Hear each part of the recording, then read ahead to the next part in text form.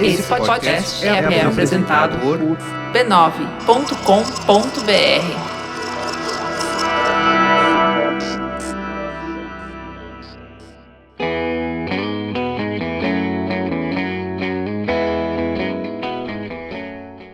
Olá a todos, eu sou Paulo Carvalho e esta é mais uma edição do podcast Caixa de Histórias, onde a gente sempre tem uma experiência diferenciada com a literatura. E hoje eu vou ler para vocês um trechinho do livro Planolândia, do Edwin Abbott Abbott. A versão que eu vou ler um trechinho foi lançado pela editora Tordesilhas, com tradução de Rogério W. Galindo. Então vamos lá ler um trechinho.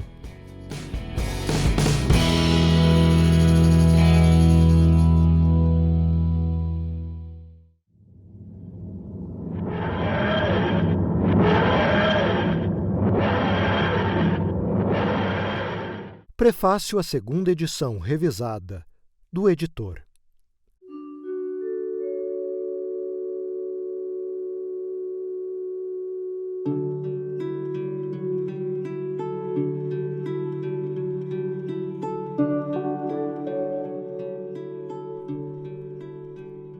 Tivesse meu pobre amigo da Planolândia mantido o vigor mental de que gozava ao iniciar a redação destas memórias, não seria necessário que eu o representasse neste prefácio.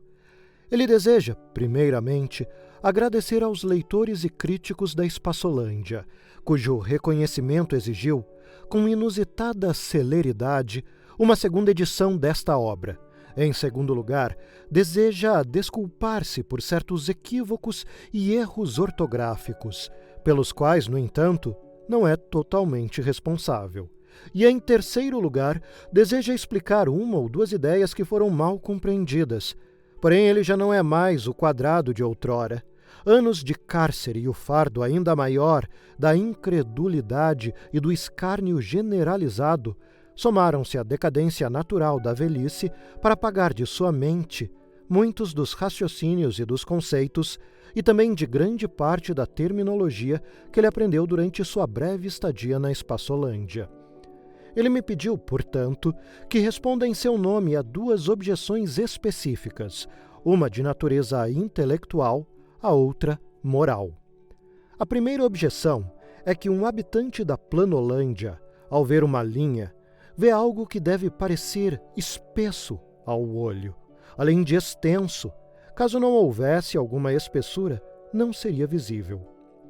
Por consequência, ele deveria, segundo o raciocínio, reconhecer que seus compatriotas têm extensão e profundidade, mas também, embora sem dúvida num grau diminuto, espessura ou altura. Essa objeção é plausível e, para os habitantes da Espaçolândia, quase irresistível, de modo que, quando a ouvi pela primeira vez, confesso que não soube como responder. Porém, a resposta de meu pobre e velho amigo parece completamente satisfatória. Admito, disse ele, quando mencionei essa objeção. Admito a verdade dos fatos apresentados por seu crítico, porém nego suas conclusões. É verdade que temos na Planolândia uma terceira dimensão não reconhecida, denominada altura.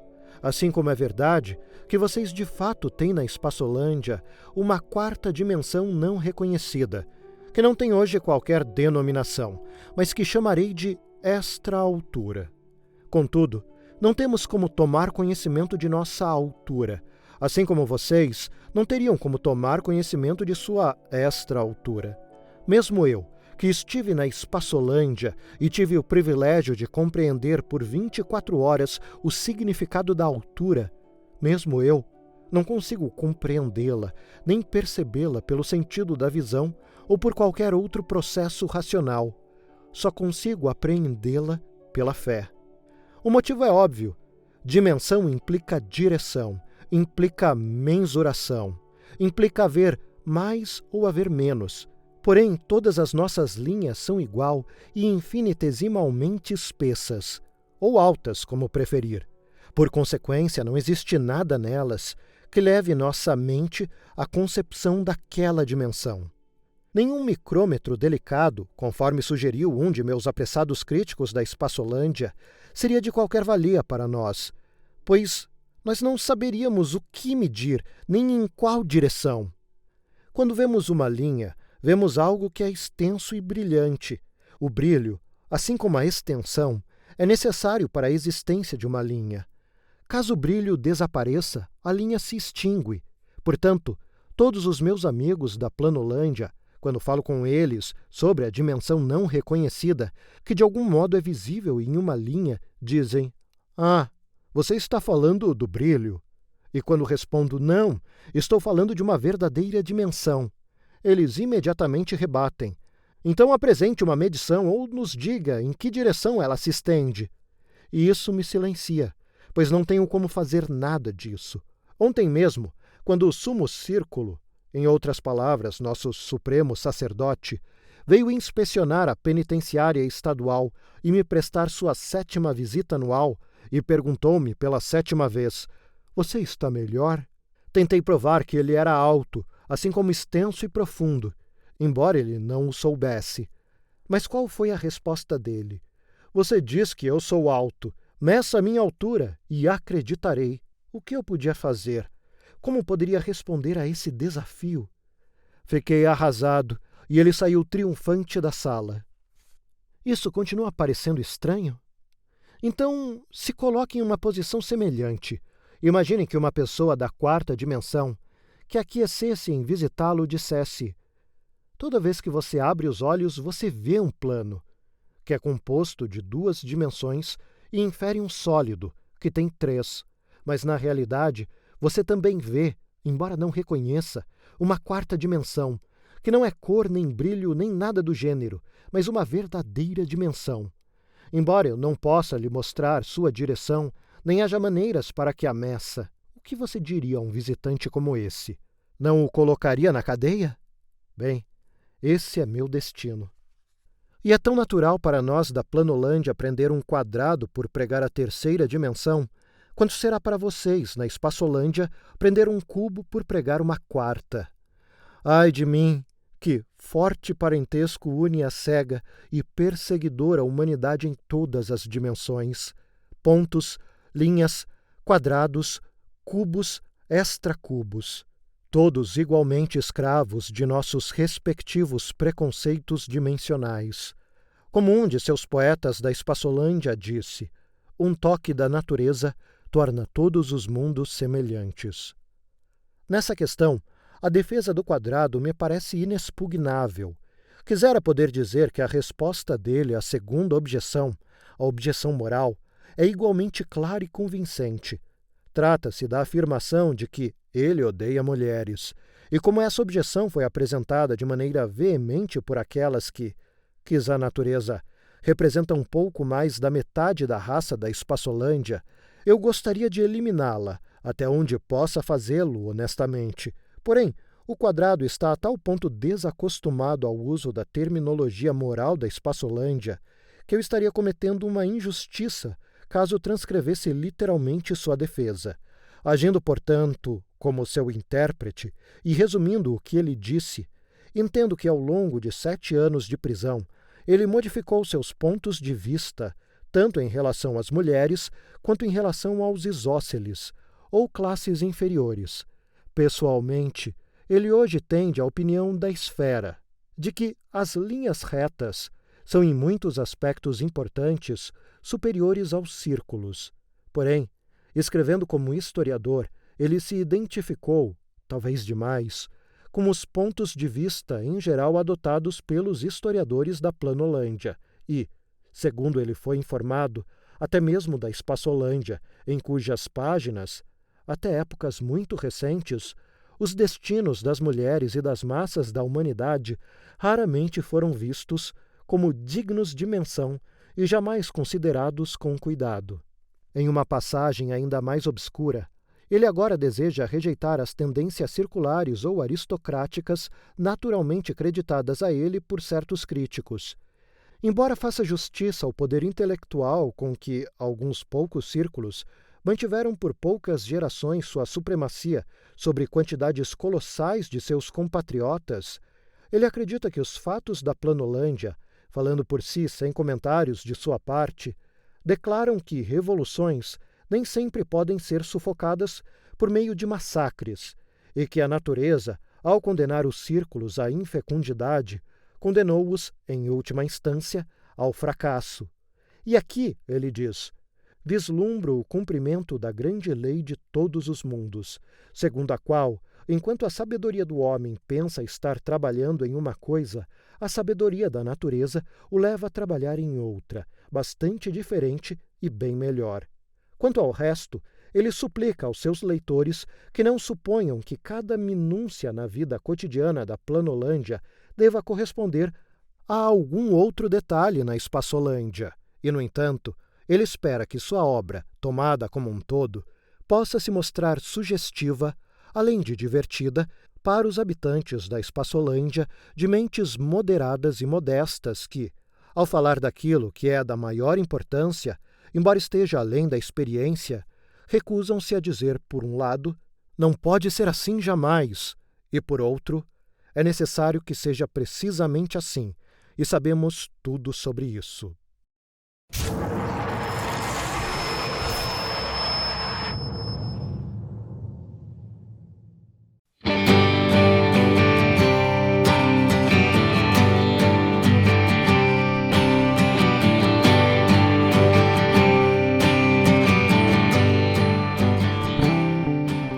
Oi pessoal, como é que vocês estão? Bom, sobre o papo que a gente teve na semana passada, com o áudio que eu mandei pra gente conversar, eu tive muitas respostas de vocês, eu fico muito feliz com isso, eu realmente estava precisando.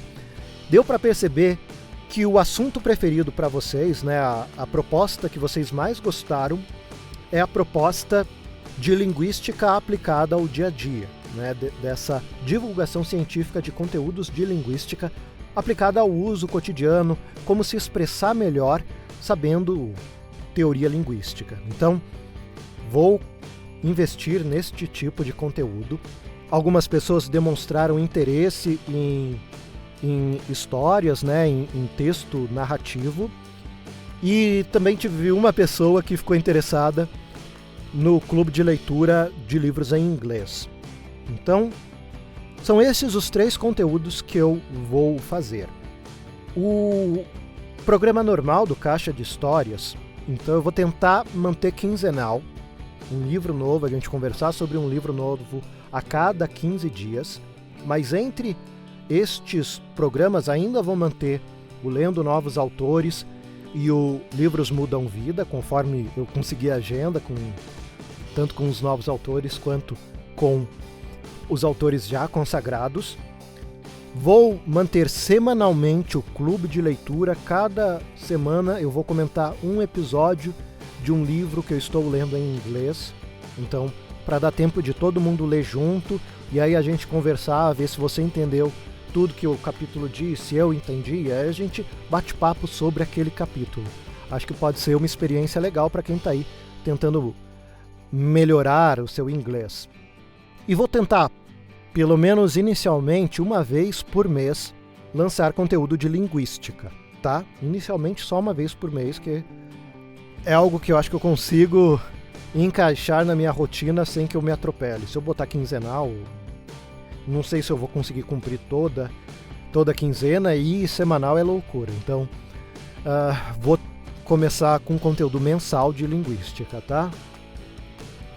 Sobre narrativas, eu tô correndo atrás, eu já conversei com algumas pessoas interessantes, eu acho que vai ter um conteúdo muito legal nesse sentido.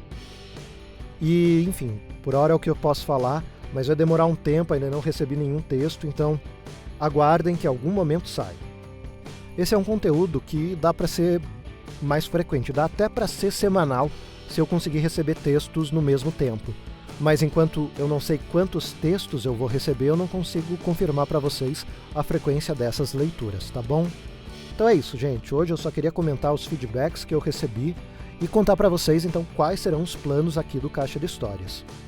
Qualquer dúvida, mandem mensagens, a gente conversa e conto com a opinião de vocês sobre esses novos conteúdos para que vocês me ajudem a direcionar essa criação de conteúdo para algo que vocês achem bacana, que vocês gostem de consumir. Algumas pessoas demonstraram dúvidas se isso cabe aqui no Caixa, conteúdos tão diversos. Eu vou dizer que assim, o principal meio para esses conteúdos diferentes vai ser o YouTube, tá? No canal do YouTube eu vou ter o clube de leitura e o conteúdo de linguística. Talvez eu traga aqui para o feed ou não, não sei, eu vou dar uma olhada. Com relação às histórias, eu também não sei se vou criar um outro feed ou não, mas enfim, pense no YouTube como o hub de conteúdo do Caixa de Histórias agora, tá? Aliás, me digam vocês querem receber tudo isso pelo feed aqui também? Ou vocês preferem que diferencie conteúdo só, discussão de livro, dos demais conteúdos aqui no feed, tá bom? E vamos lá então conversar sobre o Planolândia.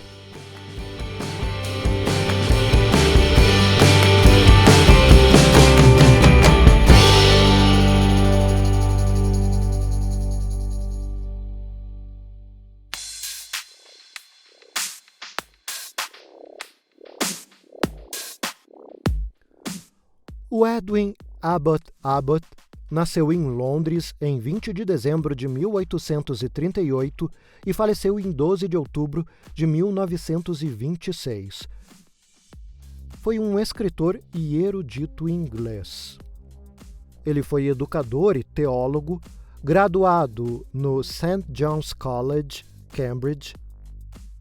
Publicou livros didáticos de gramática e retórica, bem como estudos da vida e da obra de Francis Bacon. Como padre anglicano, ordenado, adotou uma abordagem liberal, evidenciada em suas visões educacionais e em seus livros, que o levou a conflito com pensadores mais conservadores. Planolândia, romance audacioso que lhe rendeu a fama, foi publicado anonimamente em 1884 e o seu nome só foi revelado como autor após a sua morte. Uma outra obra que ele criou, que também se tornou referência nos Estados Unidos, obra de estudo dentro de colégios, foi sobre a gramática shakespeariana. Então, ele também era um gramático, um linguista. Bom, faz bastante tempo que eu queria trazer este livro aqui para vocês no Caixa, mas durante muito tempo ele não estava disponível para compra no Brasil, com uma boa tradução. E, felizmente, a Tordesilhas lançou essa edição que está muito bonita e me mandou aqui um exemplar. E, além do cuidado editorial, aqui tem um pós-fácil da Ana Rusch muito interessante também, que amplia bastante a experiência que você tem com o livro. Bom, por que eu comecei lendo o livro com um prefácio, né? É interessante, como eu já comentei, esse livro foi lançado anonimamente, ele foi lançado como de autoria de A Square, né? Um quadrado. Só que é até uma brincadeira, né? Um trocadilho com o nome, porque é A.Square, né? Como se fosse o nome Square, o sobrenome. Então, ele foi lançado inicialmente desse modo, porque é um livro muito ácido. É um livro que faz críticas muito duras à sociedade da sua época. E por isso que eu li o prefácio, porque ele dá uma ideia das duas grandes dimensões do livro. A primeira vez que eu li o livro, eu fiquei muito ligado na parte matemática do livro, em como ele consegue visualizar as dimensões de uma forma tão interessante e prever a existência de uma quarta dimensão. A gente vê no pós-fácil que não foi ele que criou essa ideia de quarta dimensão. Ele, além de tudo, era um grande fã de ciências, né? Até porque ele estava vivendo um período do mundo, lá na era vitoriana, Revolução Industrial, então era um momento em que a ciência estava explodindo. E, como um homem do seu tempo, ele era muito ligado em ciência e buscava entender o que estava acontecendo. E aí, sim, ele leu estudos de pessoas começando a pensar neste conceito de outra dimensão. Aí trouxe esse conceito para trazer para essa sociedade como um tipo de narrativa em que um estrangeiro chega na cidade, vamos dizer assim, né? O quadrado, de repente, é retirado da sua normalidade pelo encontro com um sólido. E, a partir daí, ele passa a conhecer a terceira dimensão. E ele faz viagens ao mundo de duas dimensões e outro mundo de uma dimensão ainda, a Pontolândia e a Linhalândia. E esse exercício mental de pensar em uma dimensão, né, em um espaço com menos dimensões que a nossa e como isso afetaria o modo de vida é bem interessante. Por um outro lado, o livro é uma grande metáfora para criticar a sociedade da época. Ele critica a questão da sociedade ser estratificada, né? Você é julgado a partir da sua posição social e você tem muito pouca chance de ascensão social. Quanto mais abaixo você está na linha da sociedade, na linha de pobreza da sociedade, menos chance de ascensão social você tem. Até que você chega numa classe média, onde é até comum que ao longo das gerações vá se subindo de classe social. Então, a partir do momento em que você é um quadrado, você tem grandes chances de ter um filho pentágono, e um pentágono um hexágono, até virar um círculo que é um círculo, que é um equilátero com tantas dimensões que já é chamado de círculo nessa sociedade. Não que exista efetivamente círculos reais, né? Mas os segmentos às vezes ficam tantos que é como se fosse um ser circular. E é interessante porque a gente tem aqui um protagonista não confiável, né? Do mesmo jeito do famoso Bentinho, do Dom Casmurro, aqui também esse quadrado ele é cheio dos seus preconceitos, ele é cheio das suas visões limitadas pela sua criação. E a gente vê o autor expondo isso, porque, por exemplo, ele venera essa estratificação social inicialmente, ele acha que é certo, tem que ser isso mesmo. Ele tem preconceito com os triângulos, com os isósceles, que os isósceles ainda são piores que os equiláteros. Os isósceles têm muita pouca chance de, quem sabe, um dia virar um equilátero. E isso ao longo de gerações. Então, o filho de um isósceles muito provavelmente vai ser um isósceles. Então, essas críticas à sociedade são muito bem pontuadas. E isso é só um exemplo de como ele faz. Ele começa o livro apresentando a sociedade, descrevendo como são as pessoas, qual que é a ordem social da sociedade, e, num segundo momento do livro, aí ele começa essa narrativa do descobrir outro espaço, outro universo, a partir deste encontro com o sólido, que era uma esfera. Bom, o livro continua com várias outras reflexões, seja de como essa sociedade é constituída, seja de como, ao ser apresentado por uma nova ideia, essa ideia se torna algo muito assustador que precisa ser suprimida, questionamentos muito grandes, não são coisas bem-vindas, né? Então, esse tom ácido está no livro todo, e é muito interessante.